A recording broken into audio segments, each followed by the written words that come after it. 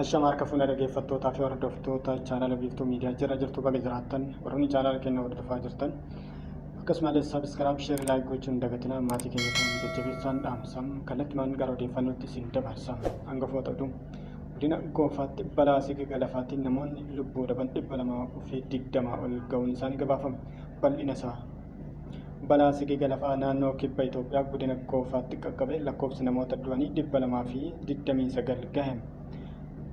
Balaa waxabajjii adoolessa 15 bara 2016 qaqqabeen dubartootaa fi daa'imman dabalatee lakkoofsi namoota lubbuu dhabanii dabalaa jira.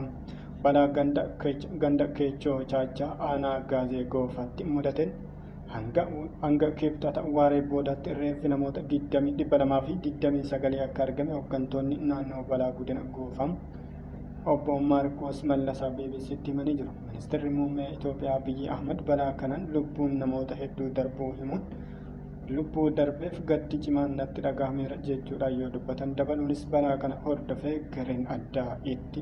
gareen addaa ittisa balaa federaalaa jalatti hundaa'e naannichatti ergameera jedhan miidhaa balaa kana xiqqeessuuf hojjechaa jira jechuudhaanis dubbatan roobni cimaan dilbataa halkan erga roobee booda dilbataa fi wiixata ganama sigiga lafaa yeroo lammaffaa mudateen hoogganaan koomishinii gudinichaa obbo Kaasahuun ayyaana BBC'tti himanii jiru.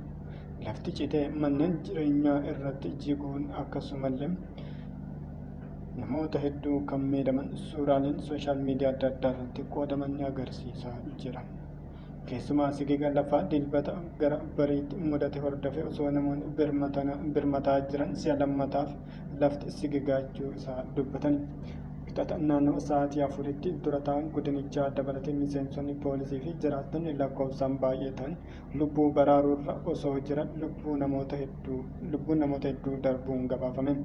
Barbaacha hanga ammaatti taasifame reeffi dubartoota 50 fi dhiirota 100 argamu hoogganaan koominikeeshinii gudinichaa fi walitti qabaan koree balaa atattamaa kan ta'an obbo Haabtaamuu Fatanaa ibsaarra kennaniin dubbachuu isaanii qajeelchi koominikeeshinii gudinichaa fuula feesbuukii isaa irratti beeksisee jira. Qondaaltonni naannichaa hojii lubbuu baraaruu fi reeffa barbaaduu cimsanii akka itti fufaa jiranii fi akka cimsanii itti fufaa jiran qajeelfamni ni ibsa. Dabalataan lakkoofsi namoota balaa kanaan du'anii dabaluu akka danda'u obbo Haabtaamuun dubbachuu isaanii gabaaseera. BBC'n obbo Kaasahuun wiixata galgala yoo dubbisu bulchaa gandaa fi poolisii tokko dabalatee namoonni 30 maqaan isaanii hin baramne du'uu himan waliigala lakkoofsi namoota balaa kanaan du'anii 55 ga'uu ibsanii turan. Bakka sigigni kun dhaqqabetti hojii qotanii namoota lubbuu oolan baraaruu fi reeffa baasuu cimee itti fufuu kan himan obbo Kaasahuun halkan edaa fi har'a namoota dhaban baasuuf yaalaa akka jiran hima.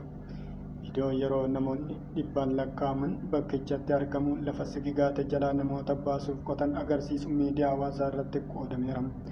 Hojii lubbuu oolchuu cinatti dahoo yookaan dukkaana yeroof tajaajilu qophaa'uu deeggarsi akka kennamus obbo Kaasahuun himaniiru. Naannichatti darbee sigiga lafaa mudatee kan beeku yoo ta'us lubbuu namoota hanga kanaa dabarsuun kun kan jalqabaati.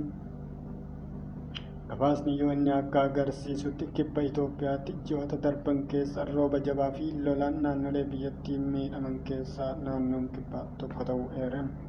Dhaggeeffattootaa fi hordoftoota kabajamtootaa waan dhaggeeffattaniif galanni keenya guddaadha. Kan dhaggeeffataa jirtan chaanala biiftuu miidiyaatti warroonni chaanala kanaaf haaraa taatan sabiskiraayib sheerii laayik gochuun dagatina. Jajjabeessaan dhaamsa waan wajjin turtaniif galatoomaa hanga oduu biraatiin walitti nagaan nu tura.